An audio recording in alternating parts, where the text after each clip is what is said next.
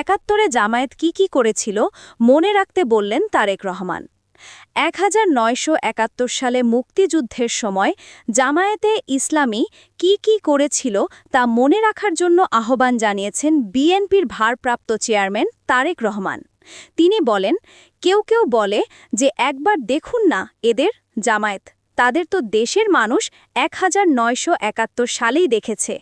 তারা লাখ লাখ মানুষকে শুধু হত্যাই করেনি, তাদের সহকর্মীরা কিভাবে মা বোনদের ইজ্জত পর্যন্ত লুট করেছিল, এই কথাটি আমাদের মনে রাখতে হবে। আজ রবিবার বিকেলে ঢাকার ফার্মগেটে কৃষিবিদ ইনস্টিটিউশন মিলনায়তনে বিএনপি আয়োজিত এক অনুষ্ঠানে প্রধান অতিথির বক্তব্যে তারেক রহমান একথা বলেন। তিনি লন্ডন থেকে ভার্চুয়ালি যুক্ত হন। বিজয়ের মাস উপলক্ষে দেশ গড়ার পরিকল্পনা শীর্ষক এই অনুষ্ঠানে ছাত্রদলের সারা দেশের জেলা পর্যায়ের বিভিন্ন ইউনিটের হাজারের বেশি নেতা অংশ নেন।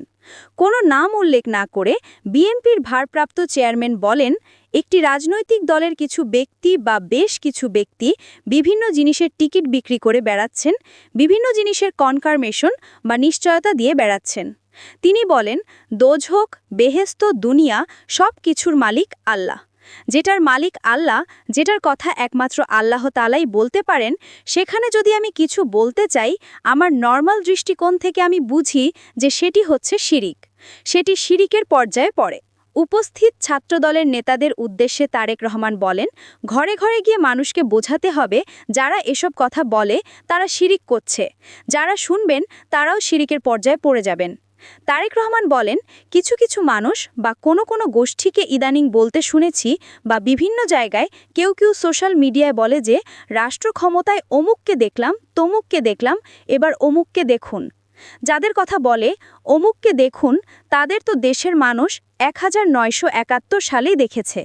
71-এ তারা তাদের নিজেদের স্বার্থ রক্ষার্থে কিভাবে লাখ লাখ মানুষকে হত্যা করেছিল, ঠিক যেভাবে পতিত স্বৈরাচার পালিয়ে যাওয়ার আগে হাজার হাজার মানুষকে হত্যা করেছিল ক্ষমতা ধরে রাখার জন্য। এই যাদের কেউ বলে যে একবার দেখুন না এদের, তাদের দেশের মানুষ 1971 সালেই দেখেছে।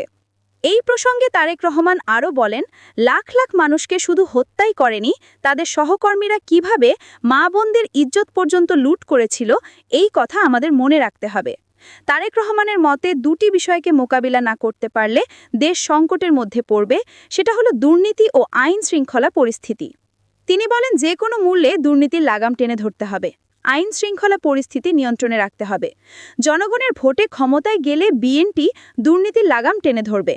বিএনপির ভারপ্রাপ্ত চেয়ারম্যান বলেন, কেউ বলে থাকে পলাতক স্বৈরাচার বিএনপি সম্পর্কে যেভাবে মিথ্যা প্রোপাগান্ডা ছড়াতো, আমরা ইদানিং লক্ষ্য করছি কিছু ব্যক্তি বা দল ঠিক একই সুরে গান গাইছে বা একই সুরে কথা বলার চেষ্টা করছে।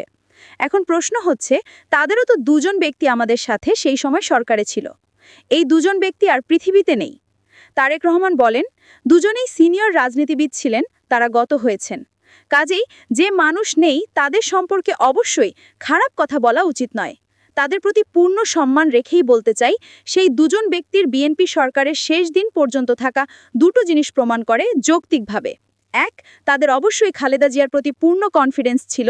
2, খালেদা জিয়া দুর্নীতির বিরুদ্ধে যুদ্ধ করছেন, সেজন্যই তারা শেষ দিন পর্যন্ত এই বিএনপি সরকারের সাথে ছিল।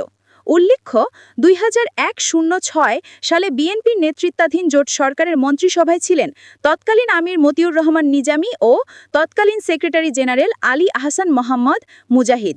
সম্প্রতি জামায়াতের একাধিক কেন্দ্রীয় নেতা রাজনৈতিক কর্মসূচিতে বলেছেন, জামায়াতের ওই দুই নেতার বিরুদ্ধে কোনো দুর্নীতির অভিযোগ পাওয়া যায় না।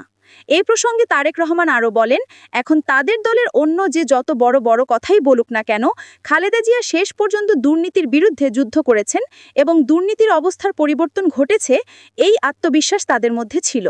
তারা দেখেছিল সেই সরকারকে, কারণ তারা সরকারের ভিতরেই ছিল, সেজন্য তারা শেষ দিন পর্যন্ত এই বিএনপি সরকারের সাথে ছিল। আমরা এভাবেই ধরে নিব, অন্য কিছু বলতে চাই না।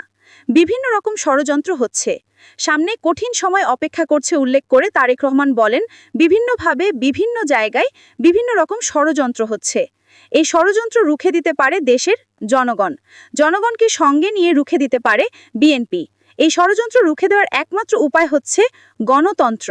কোনো মূল্যে জনমতের মতামতকে প্রতিষ্ঠিত করতে পারলে অনেক ষড়যন্ত্রকে রুখে দেওয়া সম্ভব হবে। ধর্মের নামে বিভাজনের পথ সৃষ্টি, সকালে দিনব্যাপী এই অনুষ্ঠানের উদ্বোধন করেন বিএনপির মহাসচিব মির্জা ফখরুল আলমগীর। এ সময় তিনি বলেন, একটা গোষ্ঠী, একটা মহল বাংলাদেশে ধর্মের নামে বিভাজনের পথ সৃষ্টি করতে চায়। দেশের মানুষ ধর্মভীরু, ধর্ম মেনে চলে, কিন্তু বিএনপি ধর্ম দিয়ে রাষ্ট্র বা সমাজের বিভাজনে বিশ্বাস করে না। মির্জা ফখরুল বলেন, বিএনপির বিরুদ্ধে বিভিন্ন অপপ্রচার চলছে। সবচেয়ে বড় যে অপপ্রচার চলছে তার বিরুদ্ধে কাজ করতে হবে। সাইবার যুদ্ধে বিএনপি ও এর সহযোগী সংগঠনগুলোকে বিজয়ী হতে হবে। অনুষ্ঠানে সভাপতিত্ব করেন বিএনপির সিনিয়র যুগ্ম মহাসচিব রুহুল কবির রিজভী। সঞ্চালনা করেন আরেক যুগ্ম মহাসচিব হাবিবুন নবী খান সোহেল। উপস্থিত ছিলেন বিএনপি চেয়ারপারসনের উপদেষ্টা মোহাম্মদ ইসমাইল জবিউল্লাহ, বিএনপি ভারপ্রাপ্ত চেয়ারম্যানের উপদেষ্টা মাহদি আমিন, বিএনপি মিডিয়া সেলের আহ্বায়ক মওদুদ হোসেন আলমগীর পাভেল, ঢাকা জেলা বিএনপি সাধারণ সম্পাদক নিপুণ রায় চৌধুরী এবং ঢাকা মহানগর উত্তরের আহ্বায়ক আমিনুল হক। বিএনপি ক্ষমতায় গেলে শিক্ষা, স্বাস্থ্য, ক্রীড়া, ফ্যামিলি কার্ড, কৃষক কার্ড, কর্মসংস্থান সহ 8টি বিষয়ে কিভাবে কাজ করবে এ নিয়ে অঙ্গ ও সহযোগী সংগঠনগুলোর জন্য ধারাবাহিক কর্মশালা বা অনুষ্ঠানের আয়োজন করেছে বিএনপি। এই অনুষ্ঠান শুক্রবার বাদে আগামী 13 ডিসেম্বর পর্যন্ত চলবে। এতে যুবদল, স্বেচ্ছাসেবক দল, ওলেমা দল সহ অন্যান্য সহযোগী সংগঠন অংশ নেবে। এরপর বুদ্ধিজীবী দিবস ও বিজয় দিবসের বাইরে অন্য কোনো একটি দিনে হবে সমাপনী অনুষ্ঠান।